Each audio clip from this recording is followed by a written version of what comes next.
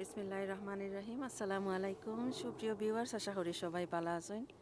যে যেখান থেকে আমার আজকের এই সুন্দর ভিডিও দেখলাম সবার প্রতি অনেক অনেক দোয়া রইল। নতুন একটা গার্ডেনিং ব্লগ নিয়ে আইছি, আশা করি সবার ভালো লাগবে যারা গার্ডেনিং ব্লগ ভালো পায়।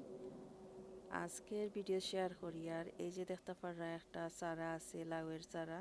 এটা হলো বাঁশ লাউয়ের চারা।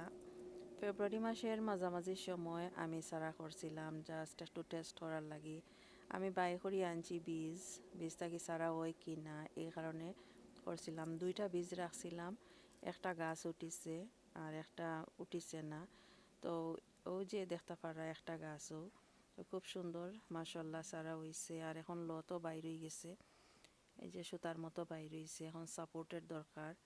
এখন আমি ছোট্ট একটা কাপের মাঝে করছিলাম চারা, এটা একটু বড় পটের মাঝে এখন ট্রান্সপ্লান্ট করি।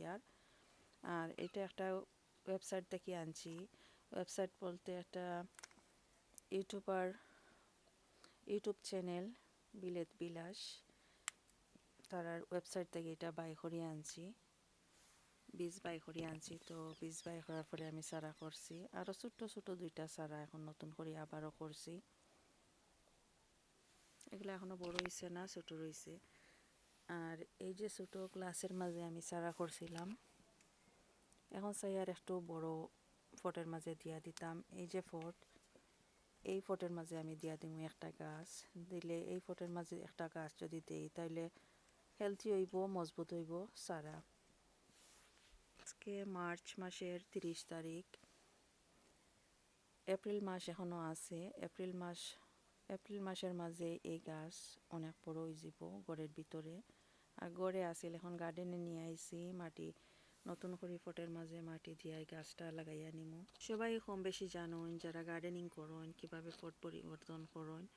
তো আজকে আমি যেহেতু ফট পরিবর্তন করি আর ফট পরিবর্তন করার সাথে কিতা কিতা জিনিস অ্যাড করি আর এগুলো শেয়ার করবো, দেখতে থাকুকা। যদি ভালো লাগে লাইক শেয়ার অ্যান্ড কমেন্ট করবা। যারা অলরেডি সাবস্ক্রাইব করছেন থ্যাংক ইউ সো মাচ। আর নতুন যারা আছেন সাবস্ক্রাইব করিয়া আমার চ্যানেলের পাশে থাকবা। তো আমি কম্পোস্টর সাথে এই যে দেখতে পারা বনমিল আছে, এইখান থেকে অল্প কিছু বনমিল ইউজ করবো। যে ফটের মাঝে আমি বেশ কিছু মাল্টিপারপাস কম্পোস্ট দিয়া দিছি। আর কম্পোস্টগুলা এরকম দেখতে পারা একেবারে জোরজোড়া, ভিজাও নাই শুকনাও নাই, একটু একটু ময়েশ্চার আছে, তবে অনেক শুকনা, অল্প একটু ময়েশ্চার আছে, জাস্ট একটু ময়েশ্চার। আর ড্রাই কম্পোস্ট, এই কম্পোস্টর মাঝে আমি কিছু জিনিস অ্যাড করি। আর প্রথমে এই যে চায়ের পাতা, যে চায়ের পাতা সবসময় আমরা খাই, চা খাওয়ার পরে যে পাতাগুলা ফালাই দিই এগুলো আমি ওয়াশ করিয়া রাখছি। দুধ চিনি এগুলা থাকে পাতার মাঝে, তো পাতাগুলো আমি ওয়াশ করি শুকাইয়া রাখছি। এখানে কিছু দিয়ার যেহেতু ঘরের ভিতরে আমি রাখবো অল্প মাটির মাঝে ছোটো ফটের মাঝে, তো বেশি খাবার দিতাম না, অল্প কিছু দিয়ার।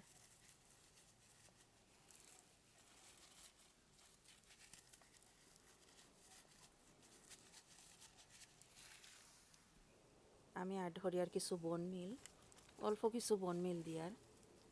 এই যে অল্প দিছি, বেশি না। সাথে দিয়ার এই যে এগ শেল এগুলো আমি দইয়া রাখছি, দইয়া গার্ডেনের মাঝে রাখছি ট্রের মাঝে শুকানির লাগি। তো এই শুকাই গেছে, এগুলো একটু বাঙ্গিয়ে এরকম দিয়ার। এগুলা দিলে রুট অনেক শক্ত মজবুত হেলথি হইব, গাছও ভালো থাকবো। চাইলে আরও অনেক ধরনের সার দেওয়া যায় এই সময়টাতে, তো আমি এগুলা দিতাম না যেহেতু ঘরের ভিতরে থাকবো গাছ।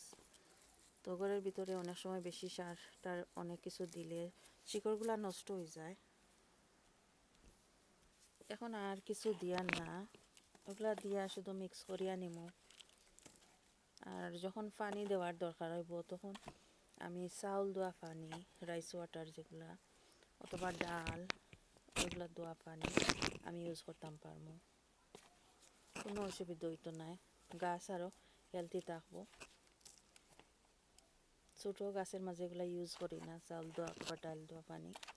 গাছ যখন একটু বড় হয় তখন ইউজ করা যায়। একটু গর্ত করে নিয়ে যাতে এই পটের মাটিগুলো নিচের দিকে থাকে।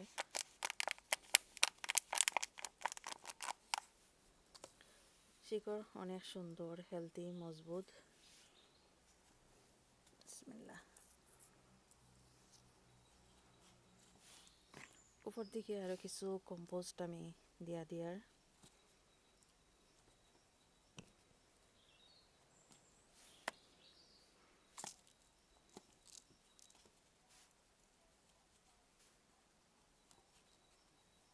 এই তো রেডি হয়ে গেল একটা গাছ লাগানি। এখন আমি স্টিক দিয়া দিব। স্টিক না দিলে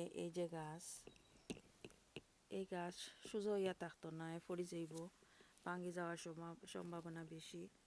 এই যে একটা স্টিক লাগাইয়া দিছি, বেশ লম্বা একটা স্টিক লাগাইয়া দিছি গাছের গুড়ার মাঝে, আর সুতা দিয়ে বান্ধিয়েও দিছি।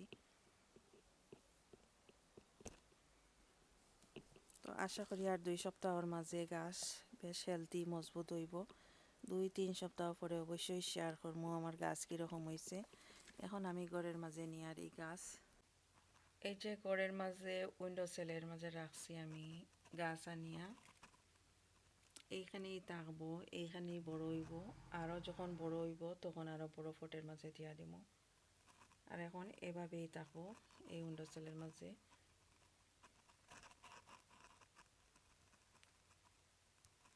আরও 2-3 জাতের লাউর গাছ এখানের মাঝে আছে। এগুলা জাস্ট টেস্ট করার লাগি আমি বীজ লাগাইছিলাম।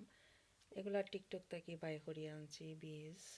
অনেক বড় ধরনের লাউ দেখছি টিকটকের মাঝে সেল করা বীজ। তো আমি 2বার আনছি বীজ বাই করিয়া।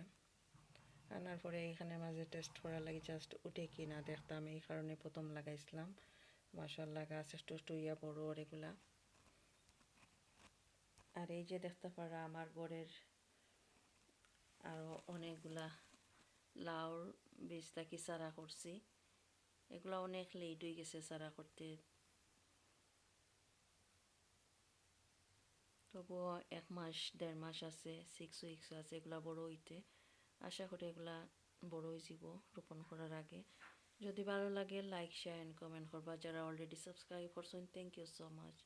আর নতুন যারা আমার আজকের এই ভিডিও দেখরা সাবস্ক্রাইব করে আমার চ্যানেলের পাশে থাকবা। ভালো থাকবা সবাই, এখানেই বিদায় নিচ্ছি। আল্লাহ হাফেজ।